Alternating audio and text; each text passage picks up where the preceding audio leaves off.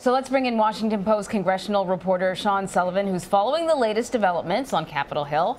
Sean, Republican lawmakers are pushing for a vote on the bill by next week, but how realistic is that, considering that at least 10 have voiced opposition to this legislation?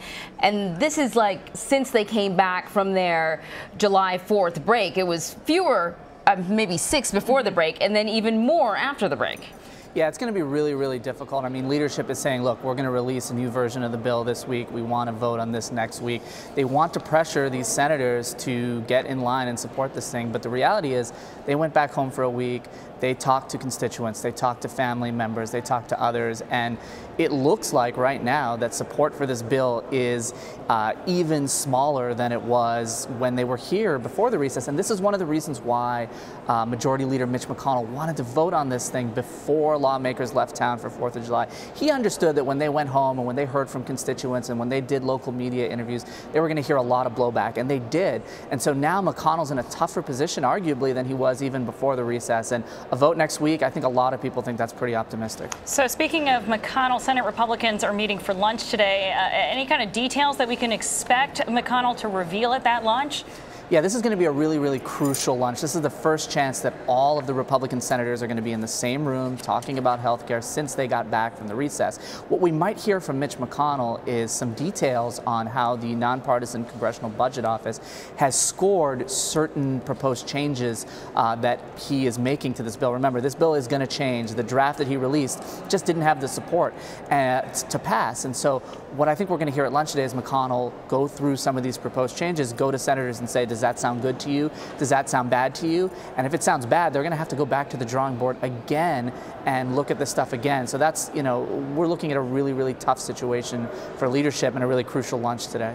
McConnell, as well as a couple other lawmakers, sort of dropped the idea of perhaps the Republicans can work with the Democrats. But the reality is the Democrats are really fragmented on this. You have different factions, some more conservative than others, that feel very differently about what needs to be done to overhaul the healthcare situation. So how realistic is it that they'll be able to come together and then maybe even be able to work with the Democrats?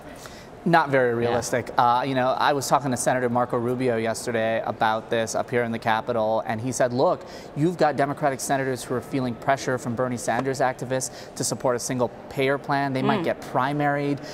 These are not, it doesn't seem like Republicans think these are senators they can negotiate with and try to come to some sort of compromise. Because you're right, both bases have entirely different goals right now. The Republican base wants to repeal Obamacare. The Democratic base, more and more, wants a single payer system. It's hard to see how these guys sit at a table and negotiate some sort of deal that gets bipartisan support. It's almost impossible, really, to see that at this point. But does the Republican base want to repeal Obamacare? Isn't the base fragmented a little as well?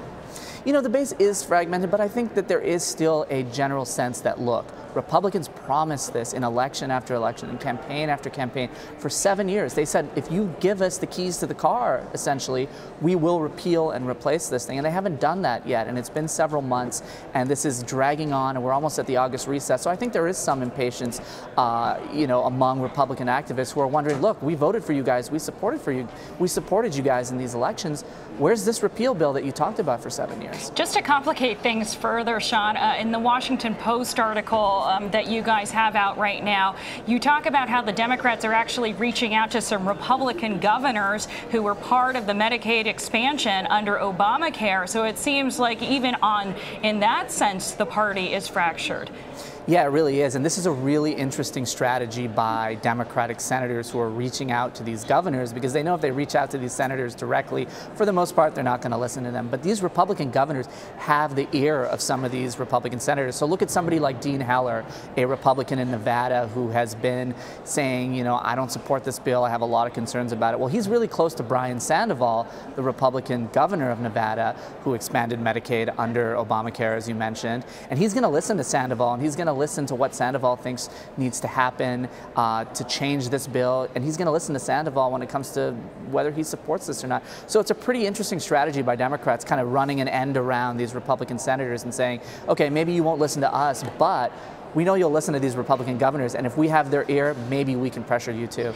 So Donald Trump tweeted out, that these lawmakers better not even think of going home on a break if they don't have a beautiful health care bill for him to sign. What's the likelihood of the August recess being canceled? Well, there is a growing movement among Republican senators who are saying basically daily now, look, we need to stay around, we need to do our work, we need to finish this. It's not a wide-scale movement yet. It depends on where this health care issue ends up. I mean, if they're close to a bill, if they're close to an agreement and they haven't gotten it yet, and maybe they need a few more days, I could see them sticking around for a little bit. But look, if this thing is dead and over by the end of next week, which it very well might be, I think a lot of these Republicans are going to want to go home, regroup, and then come back in the fall, deal with the budget issues, deal with tax reform, deal with some other stuff. Because the reality is at that point, there's not a lot to be gained by sticking around after you've already failed. It's just sort of move on. When do you expect we might see a new draft of this bill, and when would that be scored by the CBO? Well, we're expecting a new draft sometime this week, so it could be tomorrow, Thursday, Friday. That's what John Cornyn said earlier this week. And a CBO score, I think we should look for that early next week, maybe Monday, Tuesday at the latest, because these Republican senators are going to want time to digest that score before they vote on this thing. And McConnell wants to vote on this thing next week. All right, we will see. Sean Sullivan, thanks a lot. Thank you.